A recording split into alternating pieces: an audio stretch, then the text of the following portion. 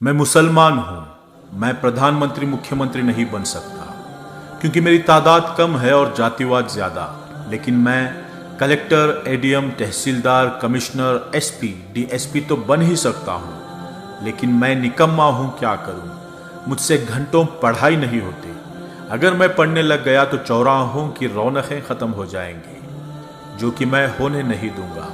मैं पड़ गया तो गुटखा, ताश पत्तियां छूट जाएंगी, जो कि मैं छोड़ना नहीं चाहता। मैं पड़ गया तो मोहल्ले की रौनक कम हो जाएगी। दिन भर आवारागर्दी इन्हीं मोहल्ले में ही तो करता हूं मैं। हाँ, काम नहीं है मेरे पास, लेकिन क्या फर्क पड़ता है। अल्लाह के फजल से 2 वक्त की रोटी तो मिल ही जाती है। हाँ, मैं मुसलमान हूं और पैदा होते ही एक सील ठप्पा लग गया था मेरी तशरीफ पर कि मैं पंचर की दुकान खोलूंगा या हाथों में टूल्स पकड़ के कोई गैरेज खोलूंगा, या बहुत ज्यादा हुआ तो दूसरों की गाड़ियां चलाऊंगा। हाँ, मैं मुसलमान हूं। अपने भाइयों की टांग खींचना मेरा सबसे बड़ा काम है। आखिर मैं क्यों नहीं पढ़ा या मैं क्यों नहीं पढ़ पाया, ये सवाल हो सकता है, लेकिन मैं अनपढ़ हूं, इसमें शक नहीं।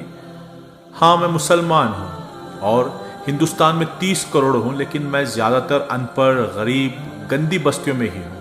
इसका दोष मैं दूसरों पर थोपता हूं। मैं चाहता हूं कि मेरे घर आंगन की झाड़ू लगाने भी सरकार आए। मैं मुसलमान हूं। मैं 15 फीट की रोड को 8 फीट की करने में भी माहिर हूं। फिर उस 8 फीट की रोड पर रिक्शा खड़ी करना भी मेरा अधिकार है। हाँ, मैं मुसलमान हूं जिसका धर्म पाकी आदा ईमान, तालीम अहम बुनियाद है, मानने वाला है, लेकिन मैं इस पर कभी अमल नहीं करता।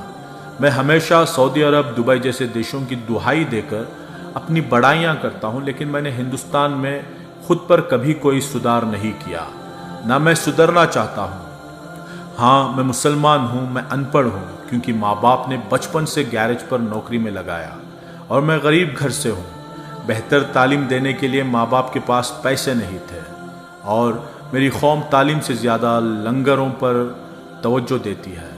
वो खिलाने पिलाने को ही सवाब समझती है। मैं मुसलमान हूँ। मैं खूब गालियाँ देता हूँ। मैं रिक्शा चलाता हूँ, दूध बेचता हूँ, वेल्डिंग करता हूँ। मैं गैरेज पर गाड़ियाँ सुधारता हूँ। मैं चौराहे पर बैठकर सिगरेट पीता हूँ, गांजा पीता हूँ, ताश पत्ते खेलता हूँ, क्योंकि मैं अनपढ़ हूँ। और मैं अनपढ़ सिर्फ 2 वजह से हूँ। एक, माँ बाप की लापरवाही। दूसरा, कौम के जिम्मेदारों की लापरवाही। माँ बाप मजबूर थे, लेकिन मेरी कौम मजबूर ना थी और ना है। मैंने आंखों से देखा है लाखों रुपये शादियों पर खर्च करते हुए। मैंने आंखों से देखा है लाखों रुपये खवालियों पर उड़ाते हुए। मैंने आंखों से देखा है बेइंतहा फिजूल खर्च करते हुए। काश मेरे माँ बाप या मेरी कौम मेरी तालीम की फिक्रमंद होती तो आज मैं प्रधानमंत्री या मुख्यमंत्री ना सही, लेकिन मैं आज कलेक्टर, एडीएम, कमिश्नर जैसे बड़े पदों पर होता। बिना वोट पाए भी लाल बत्ती में होता, या कम से कम मैं डॉक्टर, इंजीनियर, आर्किटेक्चर या जर्नलिस्ट या एक अच्छा बिजनेसमैन तो होता ही। लेकिन बचपन से मन में एक वहम घर कर गया कि मियाँ तुम मुसलमान हो और मुसलमान को यहाँ नौकरी आसानी से नहीं मिलती। लेकिन मैं ये तो भूल ही गया कि मेरे नबी सल्लल्लाहु अलैहि वसल्लम ने तमाम जिंदगी तिजारत ही की और तालीम पर अहम जोर दिया। फिर मैं उनका उम्मती होकर नौकरी ना मिलने की बात सोचकर तालीमात क्यों हासिल नहीं करता। नोट दोस्तों, ये तहरीर सिर्फ इस्लाही पोस्ट के लिए लिखी गई है।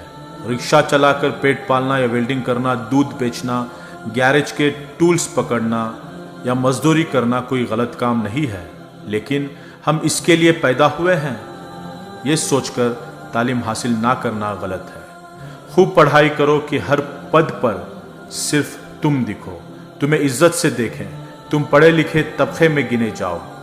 अंधविश्वास से दूर एक नई जिंदगी जीकर मुल्क व कौम की खिदमत करें, और जहां प्रोपोगंडा नामक चीज ही ना हो, आने वाली नस्लों को पढ़ा लिखा कर हम अब तक के अपने इतिहास को बदल दें।